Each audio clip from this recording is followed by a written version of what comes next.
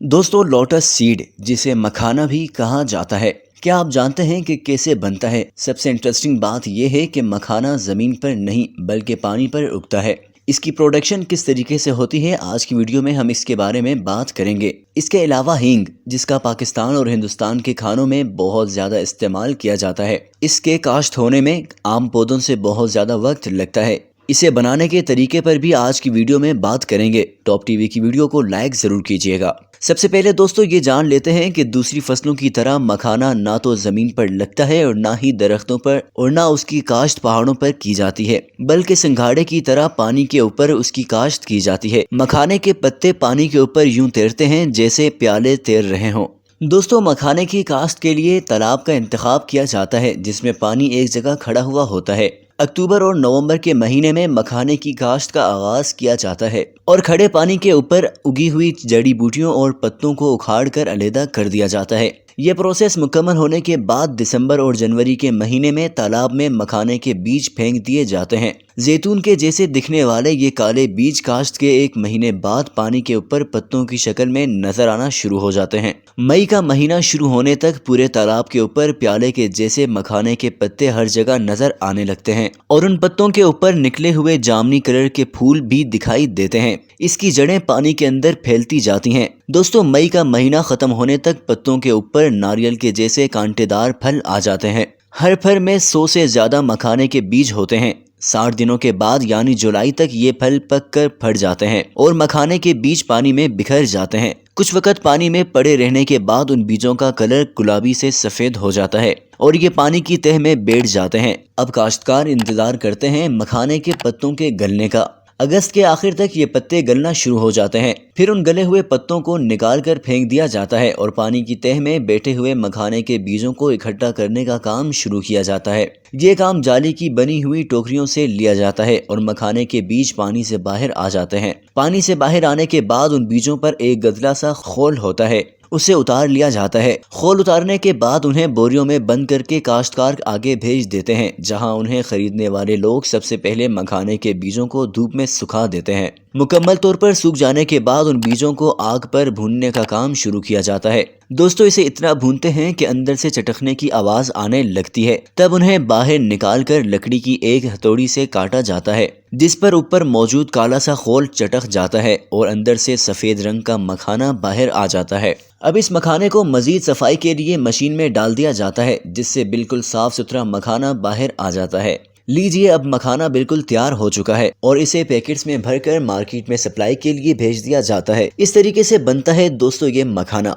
अब बात करते हैं कि हींग को कैसे बनाया जाता है। देसी खानों में रंग और खुशबू के लिए हींग का इस्तेमाल किया जाता है। अक्सर लोगों का ख्याल ये है कि नमक की तरह हींग भी पहाड़ों से निकलती है, लेकिन ऐसा नहीं है। हींग की भी फसल लगती है और इसके पौधे दिखने में बिल्कुल सरसों के जैसे लगते हैं, लेकिन इसका ताल्लुक गाजर और मूली के खानदान से है। दोस्तों हींग की फसल लगा तो देते हैं, लेकिन इसके बीज डालने से लेकर फसल तैयार होने तक 4 से 5 साल लगते हैं। एक पौधे से तकरीबन आधा किलो हींग निकलती है। इतने लंबे टाइम में तैयार होने के बाद और कम मिकदार में होने की वजह से इसकी कीमत भी काफी ज्यादा होती है। लेकिन मजे की बात यह है कि हींग पत्तों या फूलों से हासिल नहीं होती, बल्कि इसे भी गाजर मूली की तरह जड़ से निकाला जाता है। लेकिन गाजर या मूली तो पूरी बाहर आ जाती है, जबकि हींग के दरख्त को उखाड़ कर अंदर मौजूद गोंद जैसे मादे को खास तरीके से बाहर निकालते हैं और यही होती है प्योर हींग। लेकिन ये खाने लायक नहीं होती। इसके अंदर स्टार्च या चावल का आटा मिक्स किया जाता है। अच्छी तरह मिक्स करने के बाद ही उसे खाने के काबिल बनाया जाता है। दोस्तों एक और अहम बात, अगर आपका ताल्लुक गर्म इलाके से है तो हींग लगाने का नहीं सोच सकते।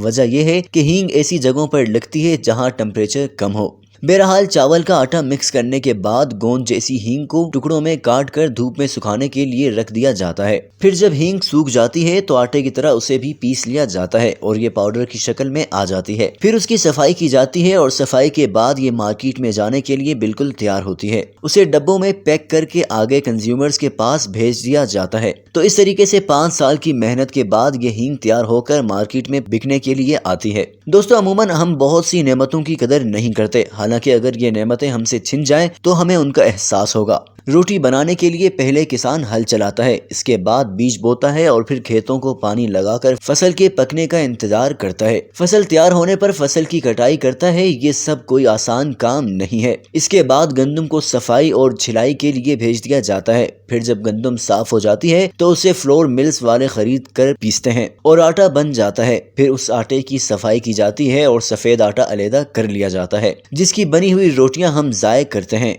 कई लोगों की मेहनत के बाद रोटी का एक निवाला हम तक पहुंचता है, लिहाजा इसकी कदर जरूर करनी चाहिए। इसी तरीके से जैसा कि हमने आपको बताया, मखाने की फसल काश्त की जाती है और कितनी मेहनत के बाद हींग की फसल तैयार होती है। ये सब खुदा की दी गई नेमतें हैं जिनकी हमें कदर करनी चाहिए, और जिनसे ये नेमत छिन जाए उन्हीं को इसका एहसास होता है। हमारे मुल्क में पहाड़ी नमक बेतहाशा है, लेकिन वो ममालिक जहाँ पर पहाड़ी नमक नहीं होता, उस नमक की उन्हें कदर बहुत होती है। हालांकि हमारे पास ये बहुत ज्यादा मिकदार में मौजूद है और हम सही तरीके से इसका फायदा ही नहीं उठाते। इसी तरीके से चावल की फसल के लिए भी बेतहाशा मेहनत की जाती है। अवल तो चावल की फसल शदीद गर्मी के मौसम में काश्त होती है, लिहाजा हल चलाने से लेकर पानी लगाने तक एक एक काम इंतहाई मुश्किल होता है। फिर फसल काश्त होने के बाद फसल की कटाई, चावल को साफ करना, फिर आगे ट्रेडर्स को देना जो आगे होलसेलर्स को सप्लाई करते हैं, और फिर होलसेलर से रिटेलर्स चावल खरीद कर हम तक लाते हैं। इस तरीके से कई लोगों की मेहनत के बाद चावल के दाने हम तक पहुंचते हैं। ये थी दोस्तों आज की वीडियो कैसी लगी कमेंट सेक्शन में जरूर बताइएगा। वीडियो को लाइक कीजिए, शेयर कीजिए और हमारे चैनल को सब्सक्राइब कीजिए।